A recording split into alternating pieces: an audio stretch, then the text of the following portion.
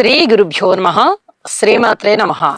మా భక్తి టీవీని ప్రోత్సహిస్తున్నటువంటి మా ప్రేక్షకులందరికీ ధన్యవాదాలు తెలియజేస్తూ 22 జూన్ నుంచి 28 జూన్ వరకు గల కాలానికి రాశి ఫలితాలు ఏ విధంగా ఉన్నాయో తెలియచెప్పుకుందాము. ముందుగా గ్రహస్థితులు.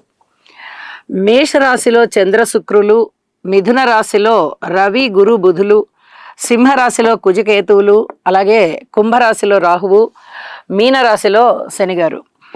వారాంతానికి వచ్చేటప్పటికి చంద్ర బుధుల యొక్క స్థితి కర్కాటక రాశిలోకి వచ్చి ఉన్నది. అయితే గ్రహాల యొక్క సమ్మేళనాల యొక్క ఫలితాలు ఏ విధంగా ఉంటున్నాయి అంటే, చంద్ర శుక్రులు లలిత కళలకి ప్రధానమైన కారకులు. వారి యొక్క దృష్టి కానీ స్థితి కానీ చాలా అద్భుతమైన ఫలితాలు ఇస్తాయి. కళాకారులకి చాలా చాలా బాగుంటుంది. కళలు కూడా చాలా వృద్ధి చెందుతాయి. అలాగే బుధ గురు రవి 3 గ్రహాలు ఒకటే రాశిలో ఉన్నాయి. ఇక్కడ గురువు గారి యొక్క అస్తంగత్వం జరుగుతూ ఉంది. ఇదే గురు మూఢమిగా మనము చెప్పుకుంటాము. శుభకార్యాలు ఉండవు. అలాగే రవి బుధుల యొక్క కలయిక బుధ ఆదిత్య యోగాన్ని తెలియజేస్తూ ఉంటుంది. ఇది చాలా అద్భుతమైనటువంటి కలయిక. ఏ స్థానంలో ఉన్నప్పటికీ కూడా ఆ రాసుల వారికి, అంటే ఆ రాశి నుంచి ఈ మిథున రాశి 8వ స్థానం అవుతున్నప్పటికీ కూడా మిగతా రాసుల వాళ్ళందరికీ కూడా బుధ ఆదిత్య యోగం మంచిదనే చెప్పాలి. ఇక బుధ గురుల యొక్క స్థితి మంచి మేధావితనాన్ని సూచిస్తూ ఉంటుంది, తెలివితేటల్ని సూచిస్తూ ఉంటుంది. అలాగే స్వక్షేత్రంలో బుధుడు ఉండడం చేత ఇదే స్థానంలో బుధుడు ఉండగా ఇప్పుడు జన్మించిన వారికి భద్ర మహాపురుష యోగం కూడా పడుతుంది. అంత అద్భుతమైనటువంటి గ్రహాల కలయిక అన్నమాట అది. అలాగే బుధుని యొక్క స్థితి కూడా. ఇక కుజకేతువులు కొంచెం ఆధ్యాత్మిక చింతనని తెలియజేస్తూ ఉన్నప్పటికీ కూడా రాహు గారి దృష్టి సోకుతూ ఉన్న కారణం మీద కుజుడికి ఇక్కడ సర్పదోషం ఏర్పడుతూ ఉంది. అలాగే కుజుని యొక్క 8వ దృష్టి శనిగారి మీద పడుతూ ఉండడం చేత ఇక్కడ రోడ్డు ప్రమాదాలు, హృద్రోగాలు, ఇతర రకాల యాక్సిడెంట్లు, కోర్టు కేసులు, పోలీస్ కేసులు ఇలాంటివన్నీ కూడా ఉంటాయి. చట్ట వ్యతిరేక కార్యకలాపాలు జరగడానికి కూడా చాలా వరకు అవకాశాలు ఉన్నాయి అని కూడా చెప్తూ ఉన్నాను.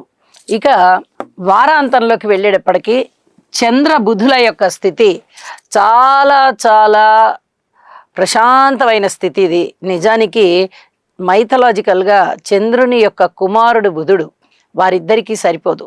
కానీ చంద్రుడికి శత్రువులు ఎవరూ లేని కారణం చేత బుధుడితో అయినప్పటికీ, శనిగారితో అయినప్పటికీ, రాహుతో అయినప్పటికీ, కేతువుతో అయినప్పటికీ, ఎవరితో అయినప్పటికీ కూడా ఆయన శత్రుత్వం పెట్టుకోరు అని చెప్తూ ఉంటారు. కాబట్టి స్వస్థానంలో బుధుని యొక్క చేరిక జరిగినట్టుగా తీసుకుని ఈ కలయిక మంచిదే, స్మూత్ బిహేవియర్ కిందగా ట్రీట్ చేసుకోవాలి అని తెలియచేస్తూ ఉన్నాను. ఇక రాసుల విశేషాంశాల్లోకి వెళ్దాము. కన్యారాశి వారికి 22 జూన్ నుంచి 28 జూన్ వరకు గల కాలానికి రాశి ఫలితాలు ఎలా ఉన్నాయంటే, షష్ఠ స్థానంలో రాహు బాగున్నారు, అష్టమ స్థానంలో శుక్రాచార్యుల వారు బాగున్నారు, దశమ స్థానంలో రవి బాగున్నారు, అలాగే దశమ స్థానంలో బుధుడు కూడా బాగున్నారు. స్వస్థానాధిపతి కదా, అందువల్ల చాలా బాగున్నారని చెప్పాలి. గురువుగారు తన యొక్క ఉచ్చవైపు వెళ్ళే దిశగా ఉన్నారు కాబట్టి గురువుగారు కూడా మంచి ఫలితాలు ఇస్తారని చెప్పాలి. అయితే గురువుగారి యొక్క స్థితికి, దశమంలో గురువుగారి యొక్క స్థితికి పై అధికారుల నుంచి మనకి మందలింపులు లేకుండా చూసుకోవాలి. అదొక్కటి జాగ్రత్త పడవలసిన అంశం. మిగతావన్నీ బాగానే ఉంటాయి. జీవనం బాగానే ఉంటుంది, అద్భుతంగా ఉంటుంది. జీవనంలో బాగా మెరుగులు దిద్దుకోవాల్సిన పరిస్థితి కూడా ఉంటుంది. చక్కగా మెరుగులు దిద్దుకుంటారు మీరు. అలాగే జాగ్రత్తల అంశాలు కూడా ముందు చెప్పుకుందాం మనం. ఇక్కడ వాహనాల వల్ల కానీ జాగ్రత్తగా ఉండాలి. భూముల వల్ల కానీ, ఆస్తి తగాదాల వల్ల కానీ, కోర్టు కేసుల వల్ల కానీ, పెద్ద మనుషుల పంచాయతీల వల్ల కానీ జాగ్రత్తగా ఉండవలసినటువంటి కాలంగా చెప్తూ ఉన్నాను.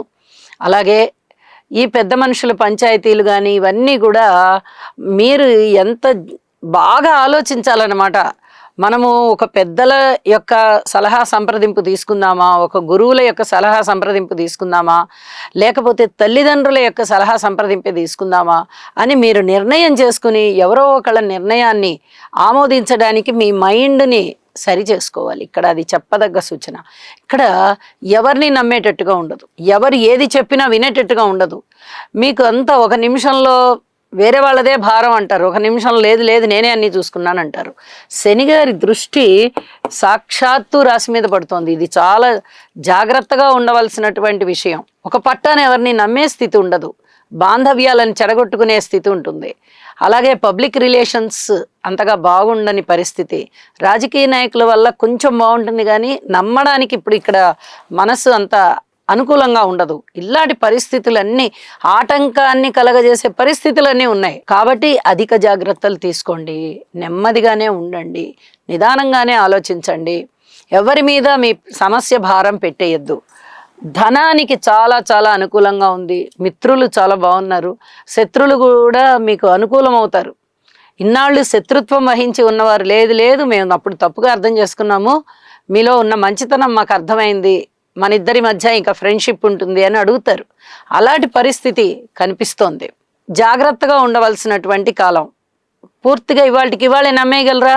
నమ్మడానికి ఆమోదం ఇస్తున్నారు మీరు, అటువంటి పరిస్థితి కనిపిస్తోంది. అలాగే కుటుంబ రీత్యా బాగుందనే చెప్పాలి. అన్నదమ్ముల సహాయ సహకారాల రీత్యా అంతగా లేదు. స్థిరచరాస్తుల కేసుల విషయంలో కానీ ఆస్తులు పంచుకోవడాల విషయంలో కానీ కొంచెం జాగ్రత్తగా ఉండండి.